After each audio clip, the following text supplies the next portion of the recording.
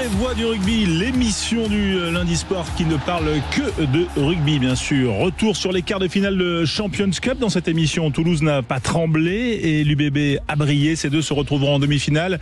On en parlera avec le président de l'UBB, Laurent Marty, qui sera notre invité aux alentours de 20h15, 20h30. Le débat sur les commotions relancées après les déclarations de Sébastien Chabal. On aura notamment des extraits d'une interview du professeur Sherman qui est avec nous, spécialiste donc neurochirurgien, spécialiste de la question. Et puis 20h45, les auditeurs seront bien sûr avec nous. 20h45, on ira même faire un petit tour du côté de Sydney en Australie en direct, puisqu'on ira prendre des nouvelles de l'hémisphère sud. Voilà, avec vous au 0826 300 300. C'est parti pour une heure complètement ovale. Sud Radio, les vraies voix du rugby. Bonsoir à tous, bonsoir Yoann Huget, bonsoir Philippe Spanghero. Salut François, bonsoir à tous. Ça va, c'est... Depuis hier, ça va très bien. Ouais, depuis hier, avec notamment une belle victoire dans le qui je suis pour... On revient pas sur ça, ça sert à rien de remuer le couteau. Oui, c'est pas le fait le plus marquant du week-end, mais enfin c'est quand même un fait important dans cette émission, les vraies voix du rugby. Mais bon, ça fait partie du jeu, en tout cas ça fait partie de ces épisodes entre-temps, depuis hier soir et ce soir, il y a eu aussi la victoire dans la nuit assez épique de Rory McIlroy. C'est du golf, mais enfin il est irlandais, donc voilà, ça fait partie des... Par contre là, Il a pleuré comme Ramos. Ouais, des pages marquantes de l'histoire du golf et du sport. Quentin Cabani, justement, salut Quentin. Qui je suis. 3 belles victoires ce week-end. Voilà.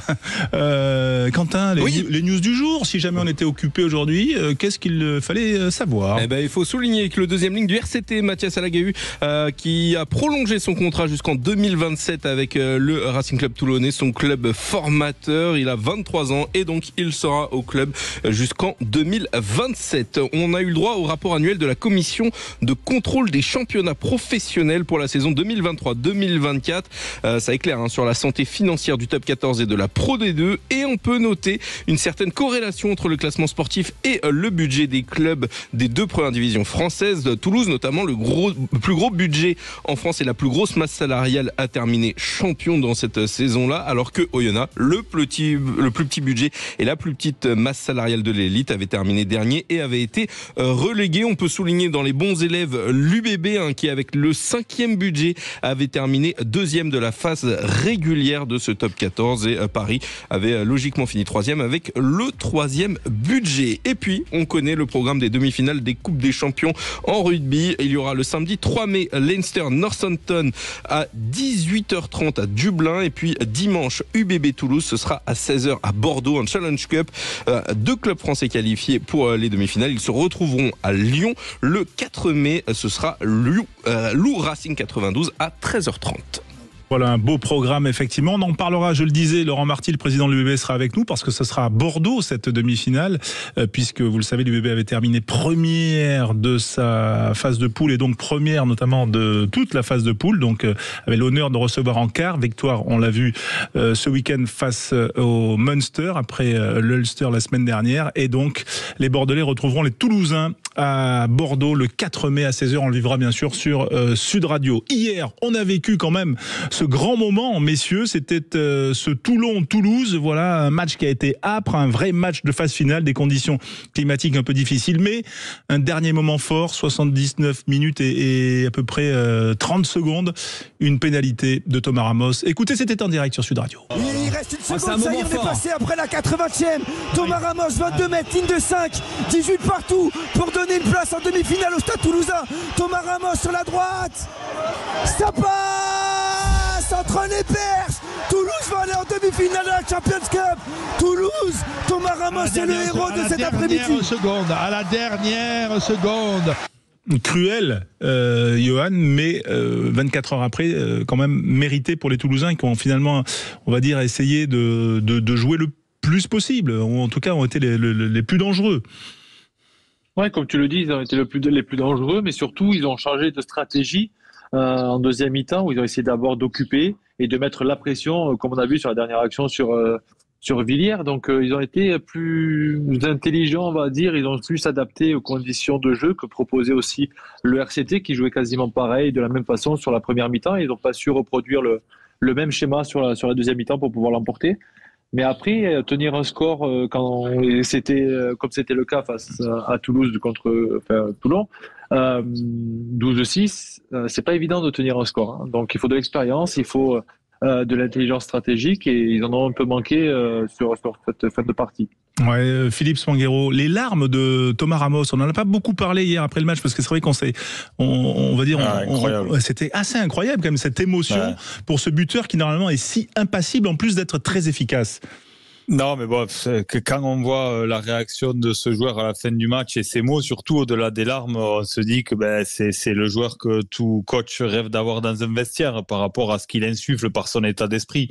Alors, il peut être agaçant pour les adversaires parce qu'il est jamais irrespectueux, mais on sent qu'il vit tellement les matchs qu'il est souvent des fois un peu hargneux, mais en tous les cas, quand tu l'as dans ton équipe, c'est incroyable. Après avoir connu tout ce qu'il a déjà connu, se mettre dans cet état-là et avoir tout de suite à chaud les mots de dire que quelque part, cette pénalité, elle vient compenser les 8 points qu'il avait manqués et que s'il avait loupé celle-là, il s'en serait énormément voulu que l'équipe perde à cause de lui. Alors il prend déjà toute la responsabilité tout seul parce que l'équipe, elle perd pas qu'à cause de lui. Le Stade Toulousain, il franchisse 2 fois la ligne sans marquer avec en avant dans l'embut. Enfin, il y a des faits de jeu qui expliquent comment le Stade Toulousain n'a pas pris le large au-delà de ses points au pied de Ramos à des moments du match. Mais franchement, c'est la grande classe, quoi. Ouais, Mani. C'est la grande classe, mais je pense qu'il pleure parce qu'il est pris par les nerfs d'avoir loupé ça pour l'équipe. Donc le connaissant, c'est vraiment un tempérament d'un compétiteur. Et ses larmes, c'est la frustration d'avoir loupé tous ses points, de se dire qu'il a failli faire pour lui perdre l'équipe.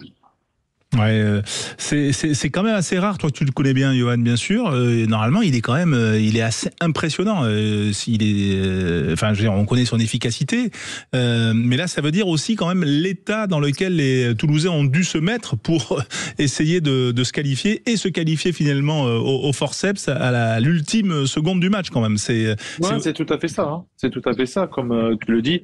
Et pour avoir repris ou lu les interviews de part et d'autre, ils ont dû faire face à l'adversité déjà toulonnaise dans le public, parce qu'apparemment ça a été assez intense sur le terrain également. Et voilà, ils ont dû se transcender comme ils le font à chaque fois sur les phases finales. Mais après, on n'a pas vu non plus un grand Stade Toulousain. Et ça me rappelle un peu l'année dernière où en demi-finale, ils n'avaient pas fait une grande demi-finale face à La Rochelle et justement ils avaient failli perdre. Attention à la suite. D'autant que si on fait le même match contre l'UBB, dit Mani Meafou, ce ne sera pas suffisant. Tu es d'accord avec ça, Philippe ?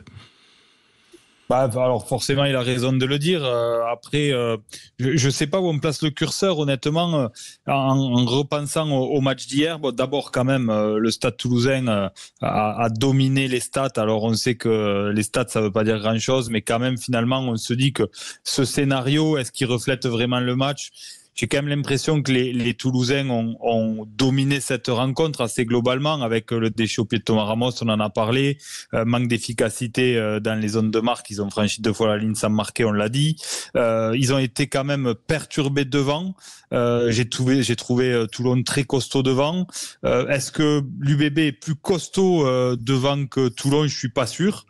Par contre, il y a ça dépendra des conditions climatiques, mais il y a cette ambition dans le jeu du côté de l'UBB qu'il va falloir canaliser du côté toulousain parce que la ligne d'arrière de l'UBB elle a quand même des joueurs qui peuvent faire des différences individuelles très fortes. Il y a Bielbarré d'un côté, il y a Penaud de l'autre.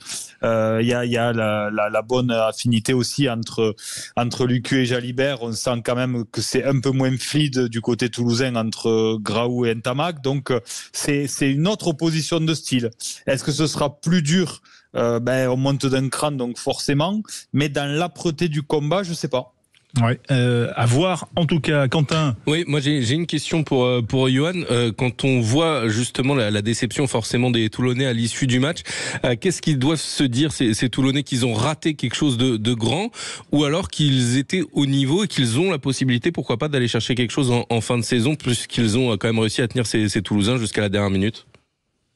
Un peu des deux, hein. Tu le résumes super bien. Donc, il y a cette frustration parce qu'on est des compétiteurs et de se dire on a loupé le quart à domicile comme l'avait fait l'UBB l'année dernière.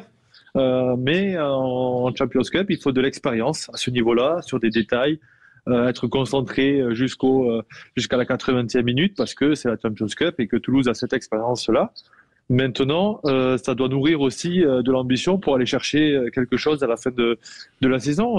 Abadi l'a dit, hein, on promet de faire quelque chose de grand cette année. Voilà, ils vont avoir les plages pour se reposer quand il y aura, malheureusement pour eux, la demi et la finale pour préparer au mieux un barrage à domicile, voire directement une qualification pour les demi-finales. On entend beaucoup parler d'expérience collective. Est-ce que là, en un mois et demi, est-ce qu'on peut compenser cette expérience collective après une défaite comme ça, Johan ?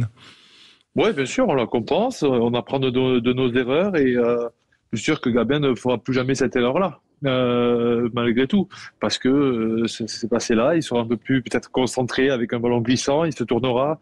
Enfin voilà, il y a plein de choses qu'on peut remettre en cause sur cette dernière action, même si c'est pas cette action-là qui les fait perdre. Pour moi, je trouve qu'ils ont perdu un peu le fil du jeu et de leur. Ils sont restés dans un schéma, ils auraient dû un peu plus évoluer et avoir des jeux au pied un peu plus structurés pour mettre la pression au Stade Toulousain. Et à la fin du match, Daniel disait que c'était une erreur dont il se souviendrait toute sa vie. T'es d'accord avec ça, toi ?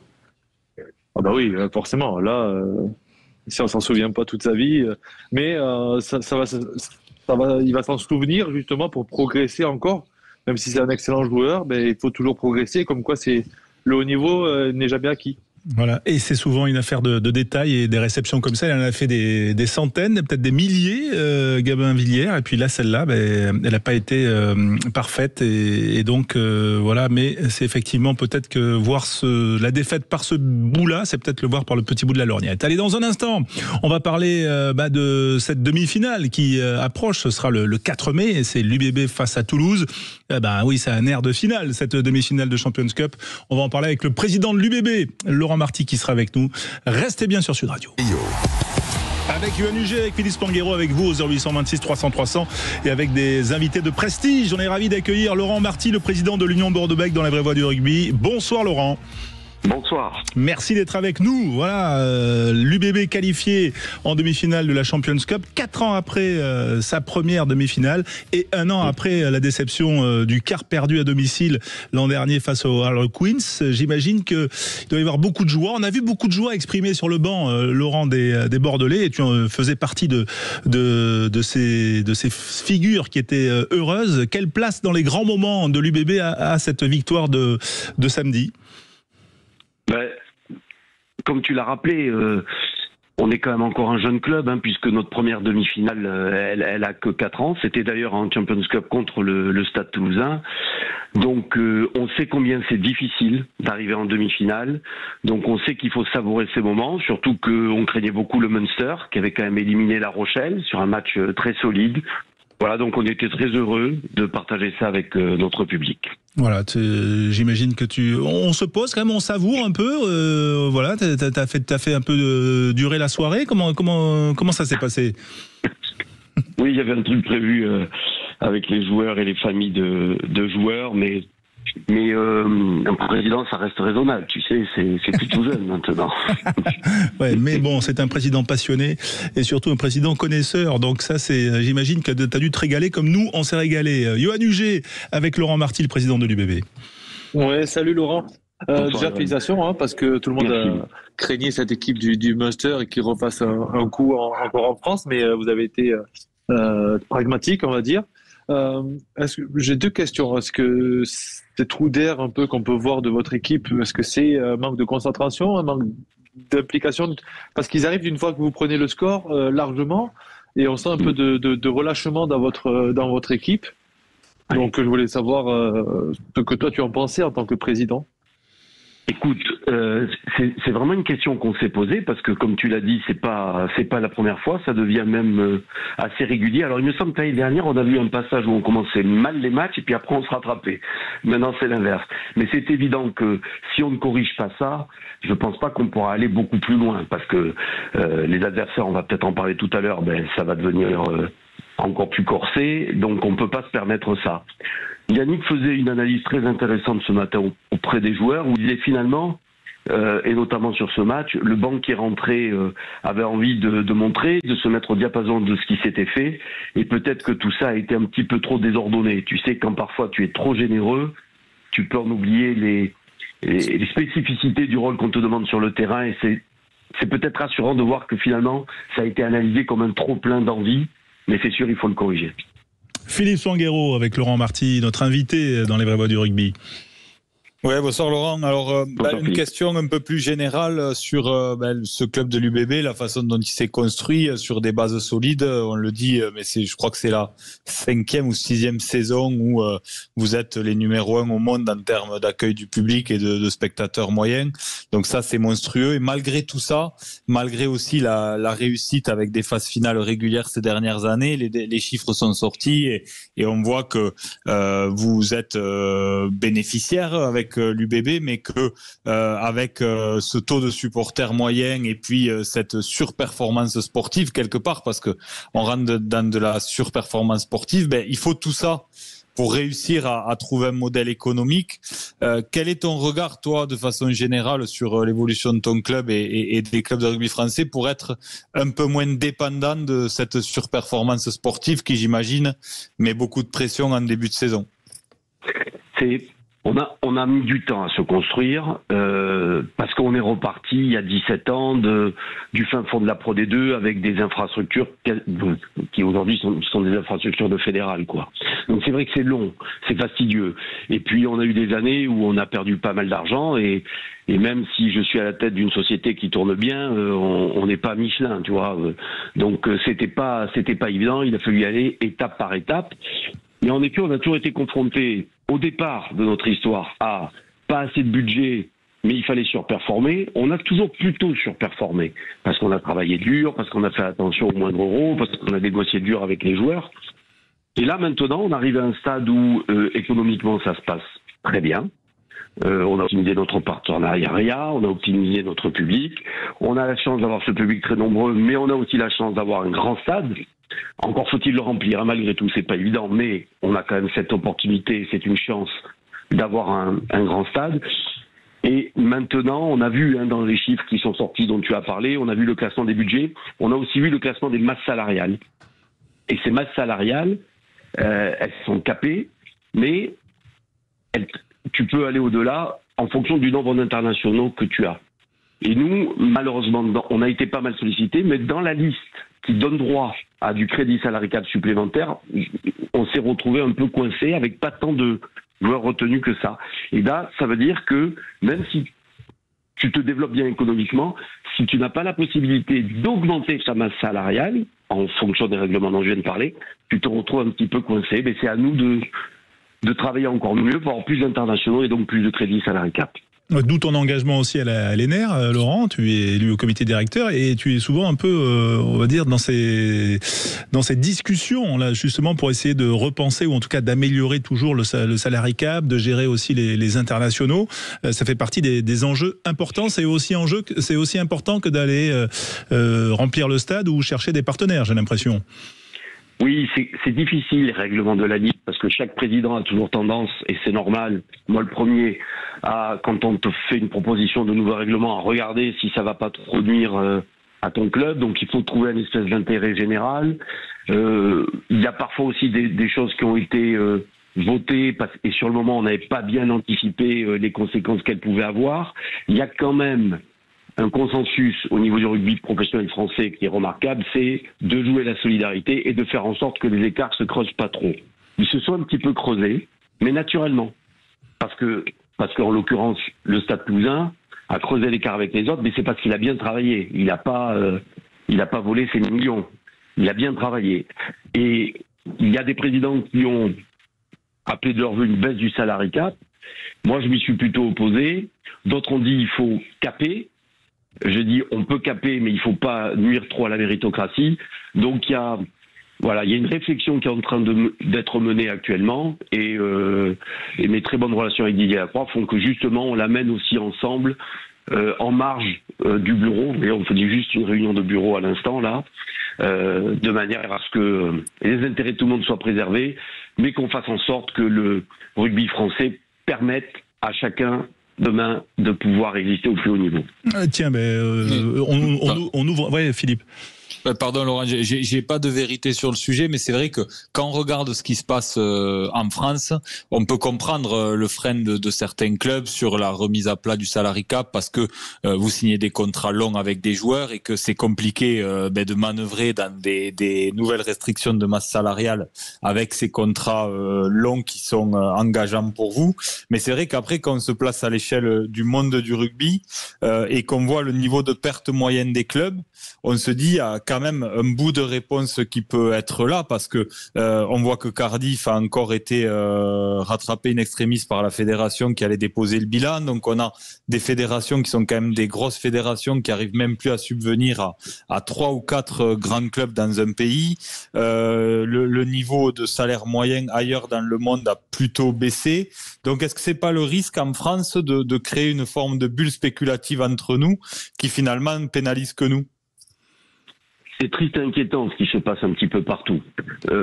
Déjà que le rugby sur le plan planétaire n'est pas joué dans beaucoup de pays. C'est sûr, si en plus des pays historiques se mettent à souffrir et perdent leur club petit à petit et voient leurs joueurs partir vers d'autres cieux, je crois que c'est pas bon pour notre rugby en général. Le paradoxe du rugby français, c'est que il a un déficit global qui est très important. Les chiffres sont sortis, il est de 80 millions d'euros. Mais à côté de ça, tu as quand même presque la moitié des clubs qui sont à l'équilibre ou bénéficiaires. Les 4 clubs bénéficiaires aujourd'hui sont dans l'ordre: Bordeaux, Toulouse, La Rochelle, Bayonne. Tu te rendras compte quand même que ces 4 clubs sont sur une économie réelle. Ils travaillent sur leur territoire, ils travaillent sur la formation, ils travaillent avec leurs partenaires, ils travaillent avec leur public. C'est peut-être plus facile qu'à Paris, où paradoxalement, j'ai jamais compris pourquoi à Paris, tous les clubs, tous les présidents qui se sont succédés et qui ont maintenu les clubs à haut niveau, pour les remercier, ont eu du mal à fidéliser un public. Alors est-ce que c'est l'effet province? Est-ce qu'il y a un sentiment, d'appartenance qui fait que c'est plus facile de faire venir les gens dans ton stade et ton club? Peut-être. Mais on voit qu'on a la capacité quand même à encore se développer sur le plan économique. Donc je suis pas certain qu'on ait une bulle spéculative. On a une bulle spéculative sur quelques clubs. Mais presque la moitié à l'équilibre ou bénéficiaire, ça prouve quand même qu'avec ce salary cap, on ne doit pas augmenter, qu'on doit peut-être réorienter, on doit pouvoir faire vivre tous nos clubs en économie réelle. On parlait, en tout cas, de ton rôle aujourd'hui aussi d'interface entre la LNR et notamment la Fédération pour le 15 de France, puisque l'UBB est quand même très concerné. Est-ce que cette tournée en Nouvelle-Zélande, là, visiblement, les joueurs ont l'air de dire, les joueurs dits premium ont l'air de dire leur envie d'aller au pays du rugby. Est-ce que toi, en tant que président de club, comment tu vois ça en fait? C'est un sujet hyper délicat parce que les clubs font déjà beaucoup pour l'équipe de France. C'est normal, parce que l'équipe de France, c'est notre vitrine. Mais il ne faut pas oublier que c'est parce qu'on a un top 14 et une Pro D2 qui sont fortes qu'on a su faire venir et former de mieux en mieux des jeunes joueurs de qualité qui sont la génération qui brille en équipe de France aujourd'hui. Donc, il y a un équilibre à trouver. Il y a une règle qui était établie. Les finalistes ne devaient pas partir en tournée. On voit bien que parce que c'est la Nouvelle-Zélande, certains joueurs internationaux ont commencé à lever le doigt en disant « Moi, quand même, j'aimerais bien aller y jouer ». Il y a une réflexion actuellement pour ne pas être bête et discipliné. Non, c'est la règle, les finalistes ne partiront pas, mais c'est de trouver un consensus en disant si un joueur va absolument y aller, s'il n'a pas eu un temps de jeu extrême, peut-être nous sortirons de la règle pour leur permettre d'y aller. Ok. C'est noté. Quentin, petite question pour Laurent Marty, président du BB, avec nous sur Sud Radio. Bonjour Laurent, on a vu aujourd'hui sortir différents articles et différentes rumeurs concernant la volonté de l'UBB de partir à la recherche d'un numéro 9 pour les prochaines saisons. On parle de la rumeur Baptiste Serin. Est-ce que vous avez une réaction là-dessus? Oui, non, mais on a Maxime Lucu. Ouais. On peut pas avoir Maxime Lucu et Baptiste Serin. Baptiste, c'est un des premiers enfants du club à avoir atteint le très haut niveau. On a été très malheureux quand il est parti. On a su très bien le remplacer puisque on a eu le bon nez, la bonne idée d'aller chercher Max Lucu en Pro D2 à Biarritz. Mais on n'a pas aujourd'hui les moyens financiers, ou au moins au niveau du salary cap, pour avoir deux numéros 9 de cette qualité, et surtout à peu près du même âge. Voilà. Donc l'objectif, ce sera de trouver plutôt un jeune joueur qu'on préparera. Mais je pense que Maxime, qu'on adore au club et à qui on doit beaucoup, qui est le pilier du club aujourd'hui, il est capable de jouer encore quelques années, Maxime. Oui, et notamment avec ce match de samedi où il a été absolument royal. Quentin, tu avais quelque chose? Moi, je voulais savoir au sujet d'un autre Baptiste Jeuneau, cette fois, du coup, qui est plus jeune. Il est plus jeune, en effet, il est bon également, mais il est déjà aussi à un certain niveau. Bon, et il sera, je suppose, très demandé. Mais vous savez, on a signé aussi le jeune Valentin Hutto, qui a 17 ans, qui vient de Massy et qui est un gros espoir au poste. Alors peut-être que nous aurons au club ce qu'il faut. Et vous n'étiez pas les seuls sur le sujet? Non. Voilà, mais ça fait partie aussi de l'attraction de ce rugby spectaculaire. J'imagine qu'il doit aussi attirer les jeunes. Tiens, le jeune aussi qui faire le lien quand même avec le jeune Etchegaray qui disputait, je crois, son 3e match titulaire ou 4e peut-être, mais enfin en tout cas son premier en Champions Cup, et on a l'impression qu'il joue depuis des mois avec cette équipe. Il est assez surprenant, comme quoi chaque jeune joueur est différent. Yon, quand on l'a recruté, c'était quand même une des pépites de sa génération. Et en fait, pendant 1 an et demi, il a été beaucoup blessé. Il jouait, il n'était pas particulièrement brillant en espoir. Voilà. Et puis il a commencé à faire de bons entraînements. Comme souvent, un jeune démarre aussi parfois sur une blessure d'un pro. Et la blessure de Romain Leros a fait que on a pu le faire jouer à Bayonne. Et il a c'est vrai qu'il est complètement il subit pas la pression. C'est un vrai joueur de rugby qui aime l'attaque, qui doit encore progresser dans les tâches plus obscures. Mais il a été encore très brillant ce week-end et il nous a régalé. Il n'est pas prêt de repartir à Biarritz, quoi. Pas tout de suite. Non, on va attendre un petit peu. T'en profites pas, François, pour négocier pour ton neveu? Non, pas besoin. Bien passé à l'UBB. Il a le damier au cœur. Donc voilà, ce sont des choses qui se font comme ça, naturellement. Johan, peut-être je t'entendais pour Laurent, qu'on va libérer quand même bientôt, mais peut-être une dernière petite question. Non, comment ils comptent gérer en vue de leur première ou deuxième demi-finale de Champions Cup, comment ils comptent gérer le groupe maintenant sur les 2 prochaines journées de top 14, parce que il va falloir aligner la meilleure équipe, bien entendu, sur les 2 tableaux pour conserver cette demi-finale. Laurent, c'est une question de Toulousain, tu l'as noté.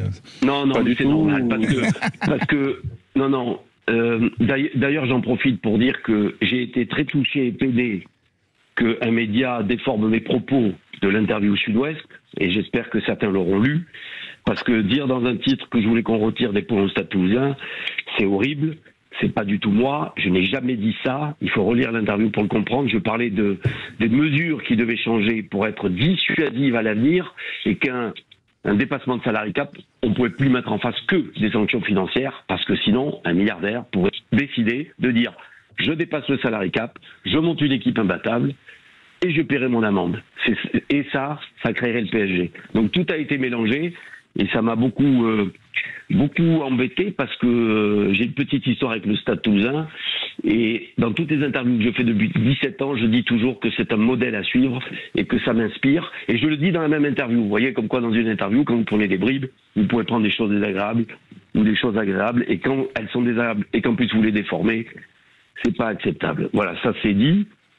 Mais Johan, en effet, on vit une situation un peu paradoxale. On veut pas lâcher une des 2 compétitions parce qu'on a toujours rien gagné, donc on peut pas se permettre de dire qu'en plus on va choisir. On essaie d'aller le plus loin possible dans les 2.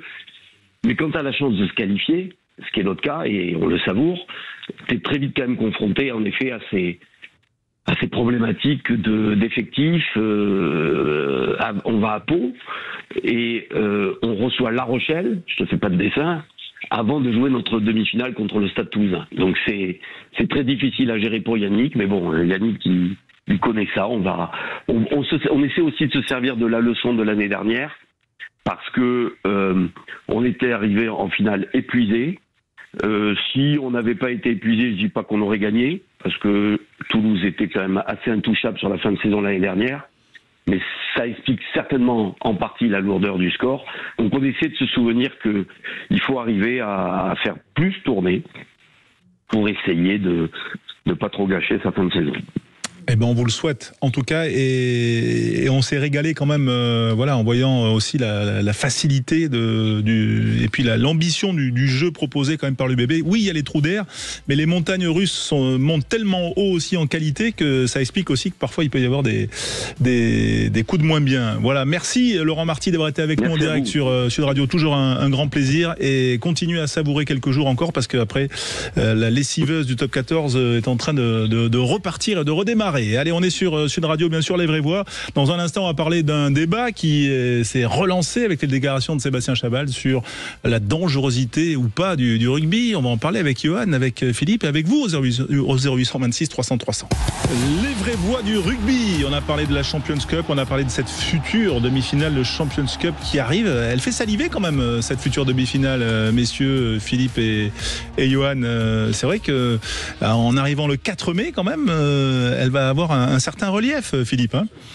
Ah oui, mais forcément, mais c'est vrai qu'on était déjà tellement heureux de voir ce match hier avec ce scénario, parce que c'est vrai qu'on se pose la question de la légitimité de cette compétition et qu'on avait vu les quarts de finale d'avant. On se disait que ça voulait pas dire grand-chose, alors même si l'UBB avait relâché un peu la pression, mais on sentait qu'il y avait quand même une vraie classe d'écart, les matchs précédents avec le Leinster, Northampton aussi.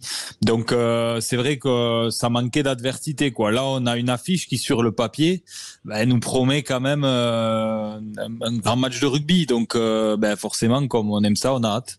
Oui, Johan, Ouais, comme dit Philippe, on a hâte d'être le 4 mai et surtout de voir une nouvelle confrontation Bordeaux-Toulouse, ce que ça va donner, parce que malgré tout, il va y avoir de la revanche dans l'air. Mais les Toulousains devaient jouer à Bordeaux aussi, donc est-ce qu'ils jouent forcément à l'extérieur ou pas ? Oui, non. On a tous envie d'être le 4 mai à 16h pour voir ça. Est-ce que ça change quelque chose, juste, et on va clôturer sur ce sujet, mais est-ce que ça change quelque chose, le fait que ces deux équipes qui se connaissent bien, qui sont deux équipes françaises, jouent en Champions Cup ou pas ? Parce que l'arbitrage, du coup, sera peut-être un peu différent, par exemple. Oui, ça change clairement. Clairement, ça change. On l'a vu déjà ce week-end, des matchs âpres, avec un arbitrage totalement différent, et l'arbitrage fait partie du jeu. Donc, on voit que l'équipe qui tient le ballon a de fortes chances de gagner.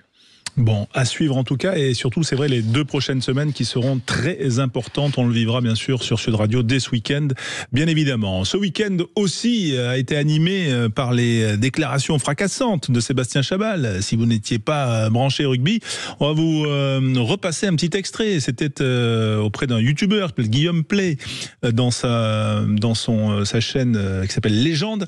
Écoutez cet extrait d'interview de Sébastien Chabal. Et c'est vrai que j'ai aucun souvenir, mais quand je dis aucun, c'est aucun souvenir d'une seule seconde d'un match de rugby que j'ai joué. Je me souviens pas d'une seule des 62 Marseillaises que j'ai vécues.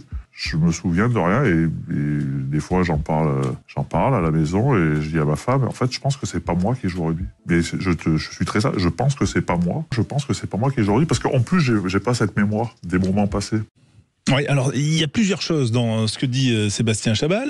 Johan, je sais qu'on en a déjà parlé ce week-end, mais je voulais quand même y revenir parce que ça résonne et puis on a envie de savoir si c'est vraiment le rugby qui est dangereux ou si chacun a ses spécificités. Parce que quand j'ai lu ton livre, paru chez Hugo Sport, où toi tu racontes que tu te souviens de rien de ton premier match, c'est pas tout à fait le même. Là, visiblement, Sébastien lui fait plus parler des commotions, alors que toi c'était plus l'émotion. T'es d'accord ?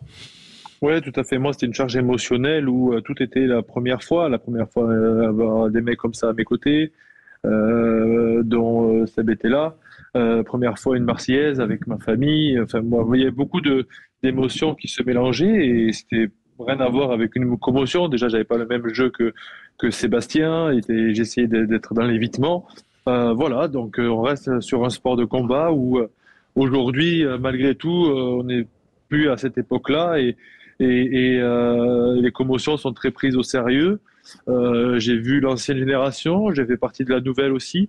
Et aujourd'hui, même s'il reste encore un peu de travail, on est quand même à des années-lumière de ce qu'a pu subir Sébastien. Mais toi, par exemple, tu te souviens de tes matchs ? Oui, je me souviens de tous mes matchs, bien entendu. De chaque minute, de chaque action qu'on peut faire ou même de chaque Marseillaise. Ça, j'ai aucun problème là-dessus. Comme je te l'ai dit, on a été hyper suivis. Aujourd'hui, on est dans une époque où les commotions sont très prises au sérieux. On sort avec les connexions des protège-dents. On voit des chirurgiens derrière. Il y a tout un suivi médical toute la semaine ou tous les 15 jours. On passe à Paul aussi Villemc qui doit peut-être arrêter sa carrière sur ça, mais ça fait partie, malgré tout, ça reste un sport de combat. Donc, on peut limiter la casse, on peut encadrer, on peut protéger, mais des fois, ça reste un sport de combat avec des gars qui font 130, 140 kilos et qu'on doit prendre, mais parce qu'on aime ça aussi. Oui, parce que ça fait partie du défi, entre guillemets, que pose le rugby, qui est ce sport de combat collectif assez particulier. Philippe, t'as pas été jusqu'en équipe de France, la grande équipe de France, mais enfin, t'as quand même connu un bon niveau. Toi, tu te souviens de tes matchs? Parce que largement, j'ai fait quelques commotions, mais c'est vrai que moi, j'ai à chaque fois, à l'époque, c'était les vraies commotions avérées, c'était 3 semaines. On respectait ça, on essayait de pas trop faire de contact.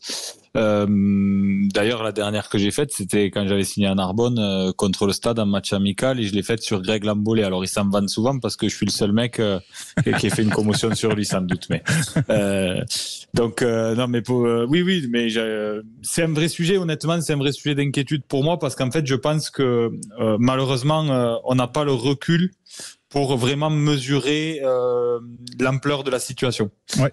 Et c'est ça qui me fait un peu peur. Parce que je vois malgré tout dans les discours de joueurs que je fréquente, là, qui viennent d'arrêter, qui sont plutôt de ma génération, ils le disent plutôt avec humour ou un peu de hauteur, mais il y a quand même régulièrement des signes neuraux qui sont quand même des points d'alerte. Donc je pense que de toute façon, l'enjeu principal du rugby pour continuer à attirer des jeunes et pas effrayer les parents, même si un jeune, on le répète aux parents qui veulent mettre leurs enfants, c'est une très bonne école, et il n'y a pas de cas de commotion dans les poussins, benjamins, minimes, enfin c'est quasi inexistant. C'est vraiment pas quelque chose de dangereux pour les jeunes. Mais après, quand on monte en niveau, c'est un vrai sujet, et pour moi, c'est le sujet majeur. Voilà, donc des sports qui ont été confrontés à ça beaucoup l'ont traité assez radicalement. Dans la boxe, le football américain, vous avez des saisons qui sont formatées complètement différemment, avec des temps de repos qui sont beaucoup plus longs pour les joueurs atteints de commotion. Donc voilà, c'est un vrai sujet. Après, moi, ce que j'ai pas bien compris au départ dans l'interview, et que je pense que la plupart des gens ont pas totalement saisi dans le discours de Sébastien Chabal, c'est que j'ai l'impression que c'est récent, en fait, le fait qu'il s'en souvienne plus. Ouais. Et c'est arrivé au fil du temps, ces pertes de mémoire, parce qu'il a quand même écrit un livre il y a quelques années dans lequel il décrit ses matchs, etc. Donc à ce moment-là, il s'en souvenait bien.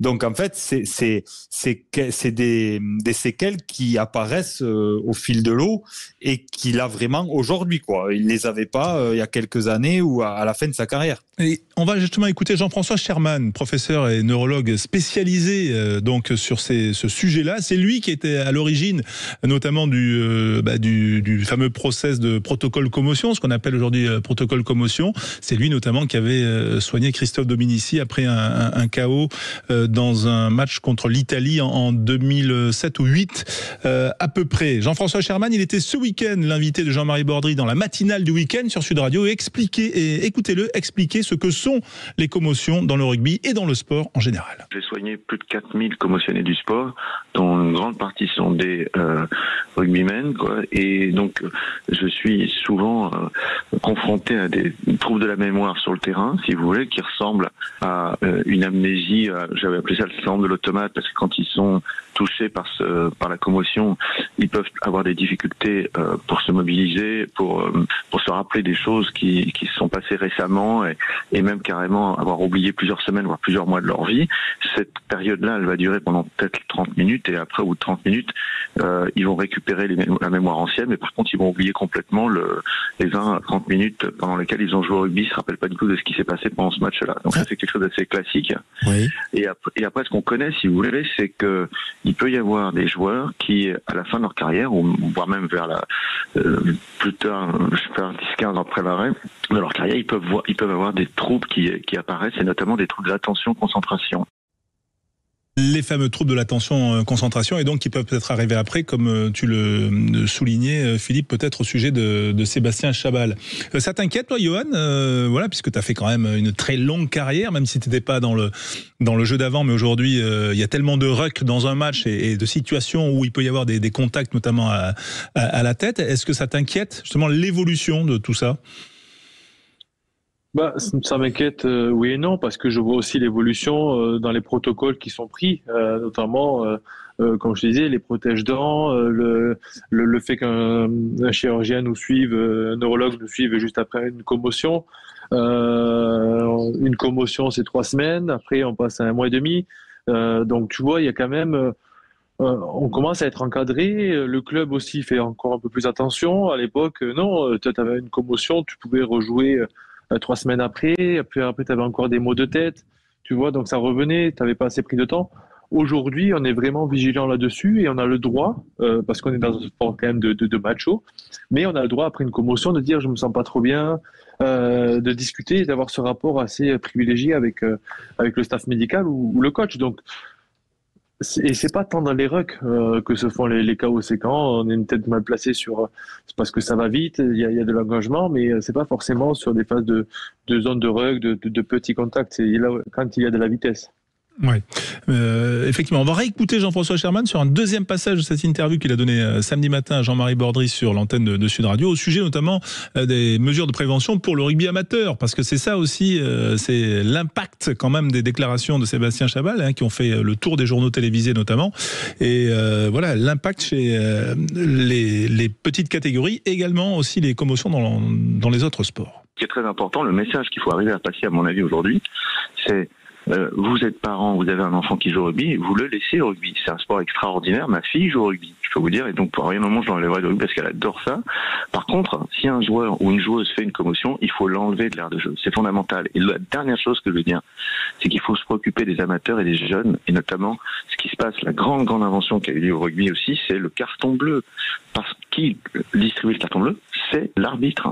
Et on doit pouvoir faire ça dans tous les sports. Je pense au handball, je pense au football, au basket. Quand un arbitre suspecte une commotion, il pose un carton bleu. Ça veut dire que le joueur sort immédiatement et ne pourra revenir pratiquer le rugby que après plus de 3 semaines si c'est un moins de 19 ans et pas plus de 12 jours si c'est un plus de 19 ans dans le meilleur des cas. Et ça, c'est une règle qui me paraît très importante. Effectivement, très importante. Voilà. Et ce qui est intéressant aussi, c'est d'expliquer quand même que les têtes au football sont aussi des dangers pour les jeunes joueurs de foot, que le handball également suscite beaucoup de commotion et doit traiter ce problème. C'est ce qu'expliquait d'ailleurs le docteur Sherman à Jean-Marie Bordry. Mais au foot, François, ils ont levé les têtes jusqu'à l'âge de 9 ans. Ah ouais, mais moi c'est même plus tard, non ? Je crois que c'est plus tard maintenant. Ouais. C'est encore plus tard, mais en tout cas, les premières précautions, c'était de plus de tête jusqu'à l'âge de 9 ans. Donc c'est déjà même au foot, ils ont des commotions.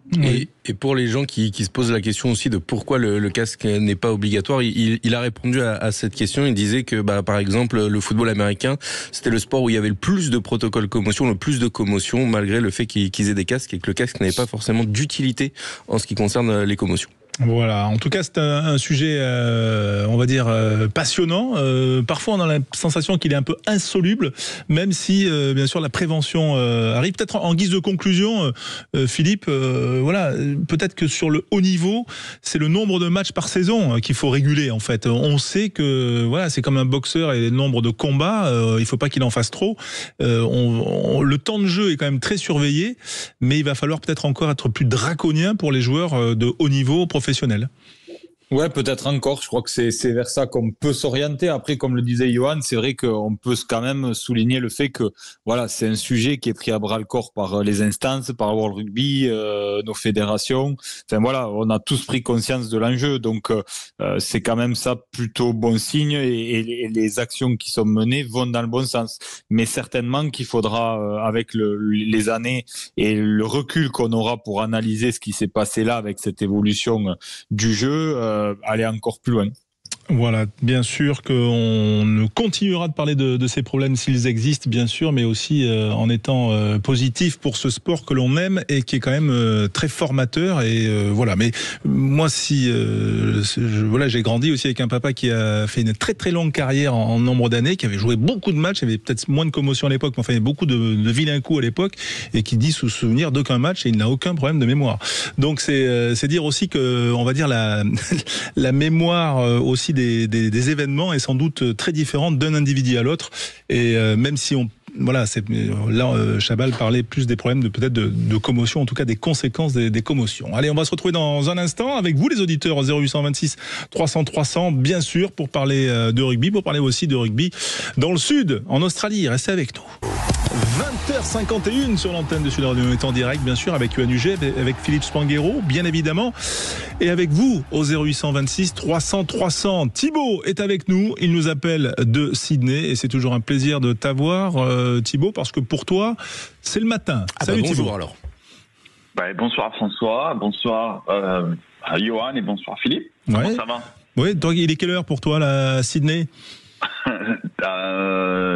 5h moins 10. 5h moins 10 du matin. Ouais, donc effectivement, là, tu te lèves pas spécialement pour.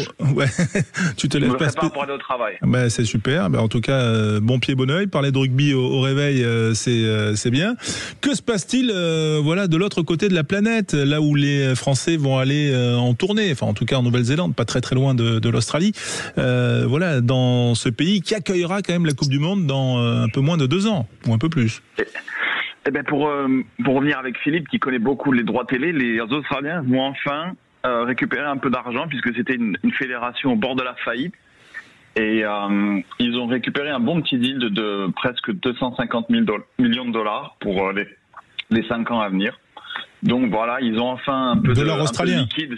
Dollar australien, donc il est un peu faible en ce moment, donc ça fait, on va dire, 200 millions d'euros.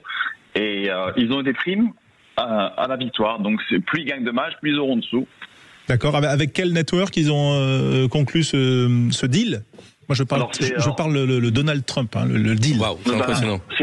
C'est Channel 9 en fait, et tous les matchs seront sur pay-per-view en fait. Aucun match en clair sur la TNT. Ah ouais. Donc tu payes à chaque fois pour le match que tu veux voir. Voilà, tu payes un abonnement pour voir tous les matchs du Super Rugby, des Wallabies et du Rugby Championship. Donc voilà.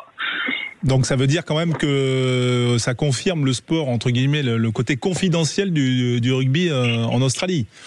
Exactement, puisque beaucoup de matchs de rugby à 13 et de football australien passent sur les chaînes de la TNT, mais pas les Wallabies. Cependant, il y a une petite clause. S'il y a un match intéressant, ils pourront le mettre en clair. D'accord. Et qui détermine l'intérêt du match? Le diffuseur. D'accord. Donc c'est en gros, si les résultats sont bons, ils le redeviendront attractifs ou pas. Mais est-ce qu'ils ont un entraîneur, ces Wallabies? Parce que ça fait partie des questions qu'on peut se poser. Et c'est presque fait. Ce sera l'entraîneur du Queensland Red, en fait, Les Kiss, qui a entraîné les London Irish et l'Ulster en Europe, et qui était aussi l'assistant de Joe Smith à l'équipe d'Irlande. Ouais, donc en fait, la particularité, c'est qu'il entraînera les Queensland Reds en même temps que l'équipe d'Australie pour la dernière année de son contrat, avant de entraîner uniquement les Wallabies pour la Coupe du Monde. Ouais. Philippe, ça te semble un bon deal, là, ce dont parlait Thibaut avec cette chaîne de pay-per-view, même si on connaît pas toute l'économie, bien sûr, de l'Australie, mais quand même, ça assoit un petit peu quand même les finances de la fédération, qui étaient quand même assez exsangues. Ouais, les finances étaient exsangues. Après, c'est très compliqué à dire si c'est un bon deal ou pas. Ça dépend des minimums garantis, parce que vous pouvez vite vous mettre en danger quand la chaîne qui prend le pay-per-view a pas les revenus escomptés. On le voit avec le foot français. Les diffuseurs n'hésitent pas à sortir des deals et ça peut être compliqué. Donc c'est difficile à dire, mais en tous les cas, c'est plutôt une bonne nouvelle pour le rugby australien. Mais ça revient quand même à la discussion qu'on avait tout à l'heure avec Laurent Martin partie et cette inquiétude qu'on peut avoir quand même sur la fragilité de l'économie dans le monde du rugby, parce que même s'il y a beaucoup de concurrence en Australie d'autres sports, on parle d'une équipe multiple championne du monde, qui a quand même au niveau mondial, même si elle n'est pas aussi forte chez elle qu'elle peut être dans d'autres pays en termes d'image, cette équipe des Wallabies, mais enfin, il y a quand même un impact mondial de cette marque, et c'est fou de se dire qu'ils arrivent si peu à la monétiser, qu'ils sont régulièrement dans cette urgence financière. Ouais, Johan, on attend beaucoup quand même des Australiens face aux Lions cet été. Ouais, on attend beaucoup parce que elle nous laisse de l'espoir, cette équipe, mais en même temps, on ne sait pas trop sur quel pied danser. Donc, ils sont capables de réaliser de très bels exploits sportifs, comme passer totalement à côté. Donc on essaie de croire en leur projet sportif. Ouais, avec bien sûr des bruitages. C'est pas Quentin qui fait des bruitages. C'est ma fille. C'est l'heure d'aller au lit. Mais pour terminer, juste quand même, les Australiens, ils ont cette capacité à savoir être innovants. Là, ce qu'ils ont fait avec les Lions, ils ont créé une société commerciale commune avec les Lions pour porter ensemble, en se disant plutôt que de partager les revenus et de faire notre business chacun de notre côté, on va tout mutualiser pour les sponsoring, les droits télé, les hospitalités, etc. Pour être plus forts ensemble. C'est une première et honnêtement, c'est un carton, c'est un carton incroyable. Je crois que c'est plus de 30 millions de bénéfices attendus pour cette société, donc à se partager. Donc les revenus pour la fédération australienne, ils seront assez considérables. Thibaut, depuis Sydney, toi, tu as vécu comment ces quarts de finale de Champions Cup? Tu les as suivis, j'imagine, même si tu étais peut-être en train d'arbitrer, je ne sais où. Ouais, j'ai regardé, j'ai bien aimé Bordeaux et Toulouse aussi, c'était très bien. Donc c'est dommage qu'ils se rencontrent juste en demi-finale. En fait, ça aurait été mieux qu'ils se rencontrent en finale, mais il faudra sûrement aller battre l'équipe d'Irlande pour essayer de gagner la Coupe d'Europe, que ce soit à Toulouse ou Toulon. Ou Bordeaux. Attention. Au Bordeaux, pardon. Ouais, il n'a pas l'habitude. C'est normal. Non, mais il est peut-être encore jet-lagué, Thibaut. Voilà. C'est suivi, en fait, la Champions Cup par la communauté rugby australienne? Non, à part les Anglais, les Français et les Irlandais. Ici, non, c'est plutôt, ils sont plutôt concentrés sur leur championnat et sur le rugby à 13 aussi, en fait. Sur le surf aussi, et sur Quentin. Ouais, moi j'avais une question parce qu'on voit qu'il y a de plus en plus de joueurs qui sont passés par le Super Rugby qui arrivent en Europe, voire jusqu'en Pro D2, à l'image d'un Jack Strachan qui joue aujourd'hui du côté d'Aurillac. Est-ce qu'il y a encore une fuite des talents comme ça en Australie, ou alors justement avec les droits télé, les joueurs vont rester? Ou Merfou, hein. Ouais, ou Merfou. Pour être en contact avec des agents avec qui j'avais travaillé déjà, il y a une grande différence entre les salaires proposés quand les jeunes commencent ici et ce qu'ils peuvent avoir en France au même âge, à 18, 20 ans en fait. Donc si par exemple tu es un aspirant chez les Waratahs, tu vas gagner à peu près $50,000 par an, et à Sydney avec $50,000 par an, il te faut au moins un autre travail pour pouvoir survivre en fait. Donc avoir l'occasion de rentrer dans un centre de formation ou même d'avoir un petit contrat en Pro D2, c'est mieux pour les joueurs parce qu'ils seront mieux encadrés et ils peuvent revenir en Australie avec un bon bagage plutôt que de rester ici et de gagner un petit salaire et de pas pouvoir percer puisqu'il y a que 4 équipes professionnelles en même temps. Donc c'est vraiment difficile de pouvoir faire ça. Il y a un joueur de Castres qui s'appelait Nick Crespini, je sais pas si vous vous rappelez. Oui, Nick de Crespini, champion de Crespini. Et voilà, il est allé à Castres, il a fait plus de matchs à Castres en 3 ans qu'en 6 ans de Super Rugby en fait. C'est exactement la même chose, donc en 3 ans à Castres. Et maintenant, on parle de lui pour pouvoir jouer avec les Wallabies contre les Lions, tellement il a vraiment été bon avec la West. Ouais, exactement. Bon, mais voilà, c'est les difficultés et les spécificités de chaque rugby, et notamment. Il faut passer par Castres. Voilà, il faut passer par Castres. C'est la morale de l'histoire. Voilà. Pour jouer chez les Wallabies, il faut passer par Castres. Merci Thibaut d'avoir été avec nous. Bonne journée. Voilà, tout à fait. Bonne journée à toi du côté de Sydney et profite bien du soleil australien. On va se quitter, bien sûr, messieurs, Johan et Philippe. On se dit à ce week-end pour parler rugby et Top 14. 14. Merci à vous, bien sûr. Préparez bien votre culture G rugby pour les qui je suis, bien évidemment. Quentin, on se retrouve également pour la Pro D2 vendredi. Et puis tout de suite, c'est Jacques Pessy, les clés d'une vie avec Laurence Boccolini. Bonne soirée. Salut les amis.